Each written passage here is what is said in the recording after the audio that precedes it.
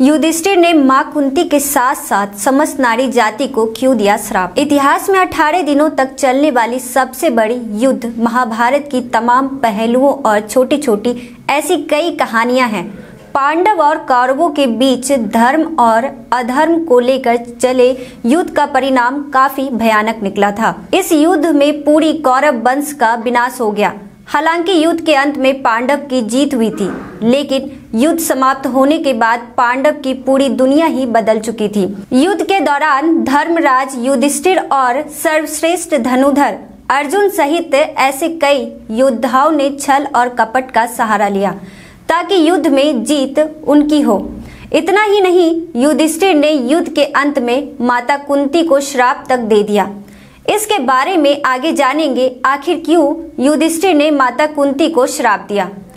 महाभारत का युद्ध समाप्त होने के बाद पांडव ने अपने सभी मृत परिजनों और रिश्तेदारों का अंतिम संस्कार किया।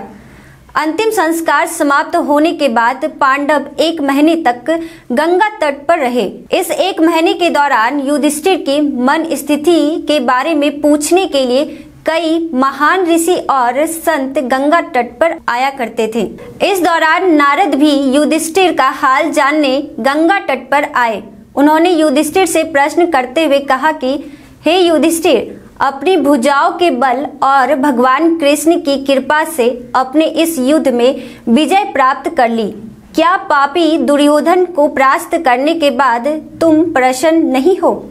मुझे आशा है कि शोक और विलाप आपको नहीं सता रहे हैं।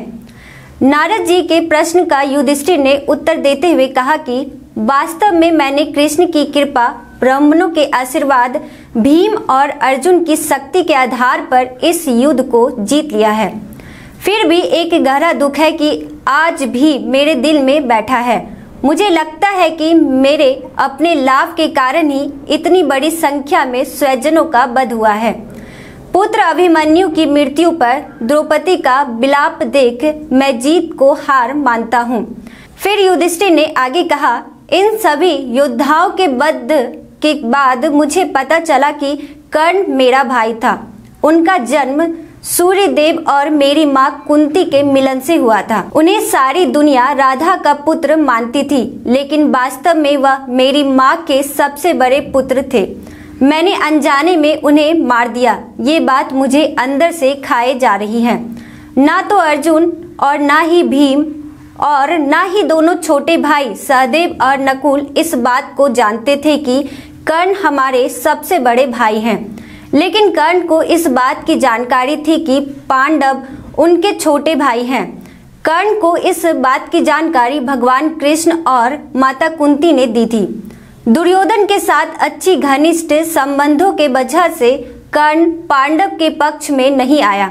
उन्होंने माता कुंती को वचन दिया कि युद्ध के दौरान वो बाकी भाइयों में से सिर्फ मेरी जान नहीं लेगा।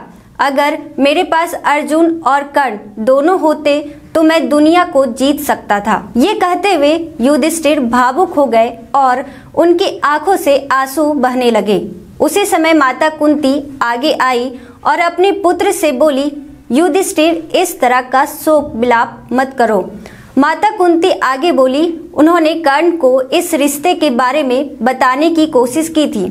सूर्यदेव ने भी कर्ण से बात की, लेकिन कर्ण अपनी घनिष्ठ मित्रता की वजह से दुर्योधन का साथ नहीं छोड़ा। माँ कुंती की तसल्ली दिलाने वाली बातें सुनने के बाद युधिष्ठिर अपने क्रोध को शांत नहीं कर पाया। धर्मराज युधिष्ठिर ने अपनी माँ कुंती से कहा कि आपने इतनी बड़ी बात छिपाकर हमें अपने ज्येष्ठ भ्राता का हत्यारा बना दिया। युधिष्ठिर ने क्रोध में आकर अपनी माँ कुंती के साथ पूरी नारी जाति को श्राप देते हुए कहा, मैं आज समस्त नारी जाति को श्राप देता हूँ कि वे अब चाहकर भी कोई बात अपने हृदय में छिपा नहीं पाएगी।